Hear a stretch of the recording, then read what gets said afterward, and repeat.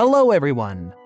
In the previous devlog, we talked about camera placement and made a poll asking you whether it's important for you to have the character in the center of the screen.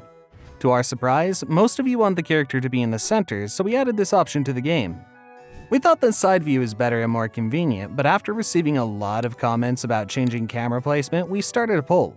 If we see that the audience reacts to some changes, we try to take that into account. We did this when working on the battle system, animations, and camera. In the very first devlogs, we said that you can support our YouTube channel on Patreon, and today we want to thank everyone who contributed to the channel's development. Thank you Speedle, Vitaly Maslov, Turtleflurch, Crush, Karnaz, Maxim Shishkinov, Andrei Greenchuk, Litwin, and special thanks to Eugene Plita. Today, under the theme of historical accuracy, we'll discuss how much will Corsairs Legacy be consistent with historical facts. While developing the game, we try to be consistent with historical reality and realism as much as possible. At the same time, we try not to get carried away, so that the game would be interesting for players in the first place. Learning history and consulting with experts let us get a better understanding of life in the Caribbean at the time. In development, we prefer to rely on facts instead of fantasy. Our channel and the game itself are educative in nature.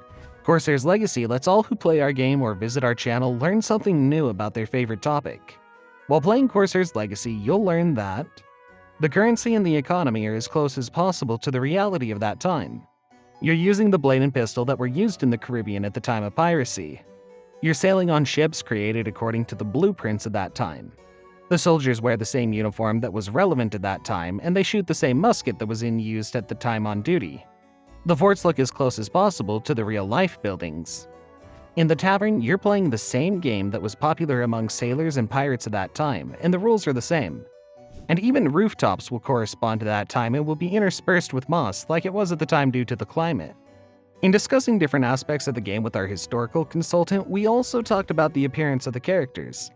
As mentioned in the comments, the main hero has facial hair, even though it was considered unacceptable for a man at that time.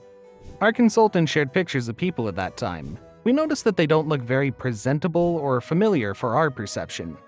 Given that and the fact that we bought models and have a limited budget, we decided to forego the historical accuracy when it comes to the appearance of characters.